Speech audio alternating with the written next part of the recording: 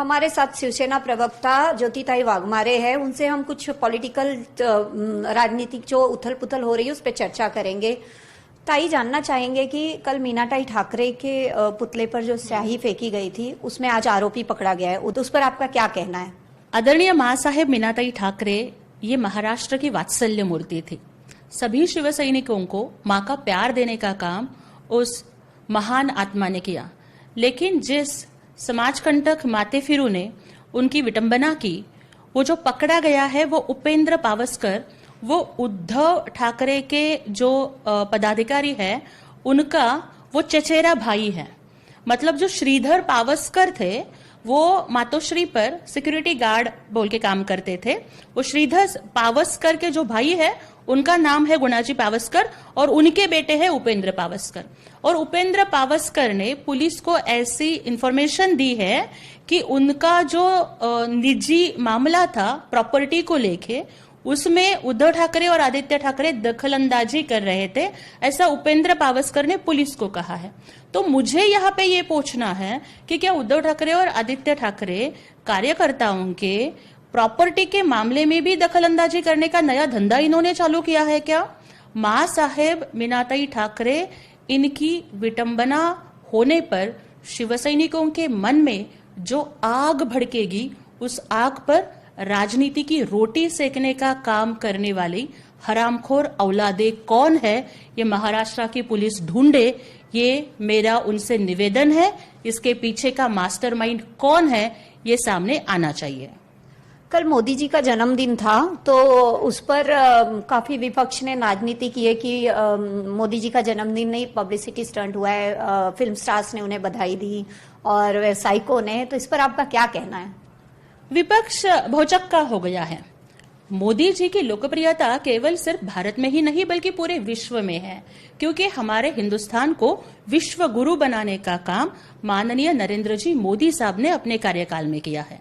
हमारे नेता महाराष्ट्र के उप मुख्यमंत्री एकनाथ जी शिंदे साहब ने भी उनका जन्मदिन यहाँ पे बहुत ही शानदार तरीके से सेलिब्रेट किया। हमने तो स्वस्थ नारी सशक्त भारत अभियान की शुरुआत की। मोदी जी के 75वें बर्थडे के अवसर पर 75 एम्बुलेंस का लोकार्पण हमारी शिवसेना ने यहाँ पर किया। लेकिन जो विपक्ष है ना, उनको मोदी जी की जनता में जो लोकप्रियता है ये देखकर उनका पेट दुख रहा है। तो जिनका पेट दुख रहा है उनको जमालगोटा देने का काम भारत की जनता जरूर करेगी। कल संजय राउत ने कहा कि बाला साहेब ठाकरे के फोटो के बाजू में दीघे जी का फोटो नहीं लगाना चाहिए, वो क्यों लगा रहे हैं, तो उस पर आपका क्या कहना है? मैडम, आप मुझे एक बताइए कि जहाँ पे कभी कहीं भी प्रभु श्री राम होते हैं, क्या वहां पे हनुमान जी नहीं होते? ये तो गुरु शिष्य का नाता है ना। और जैसे राम जी के बगल में हनुमान जी शोभा देते हैं, उसी तरह हिंदू हृदय सम्राट बाला साहेब ठाकरे के करीब हमारे गुरुवर्य आनंद जी दिघे साहब शोभा देते हैं, क्योंकि ये नाता एक गुरु शिष्य का है।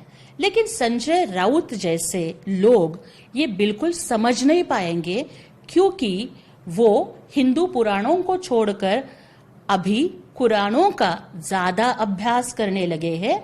इसी वजह से जिस तरह रावण के बाजू में शूर्पणखा होती है ना, उसी तरह उद्धव ठाकरे के बाजू में संजय राउत शोभा देते हैं। और रामायण में शूर्पणखा की नाक काटी गई थी। अभी महाराष्ट्र की जनता आने वाले चुनाव में इस उबाठा की शूर्पणखा का भी नाक काटने का काम करेगी। ये संजय राउत हर बार बोलते हैं और मुंह की खाते हैं, लेकिन चुप नहीं होते, हर रोज कुछ ना कुछ विधान करते हैं। इस पर आपका क्या कहना है? वो असल में पच प्रमुख है उबाटा के, या उस पर आपकी क्या प्रतिक्रिया है? कुछ लोगों का स्वभाव ही ऐसा होता है। रवि किशन जी का एक डायलॉग है, वो मुझे संजय राउत पर याद आता है।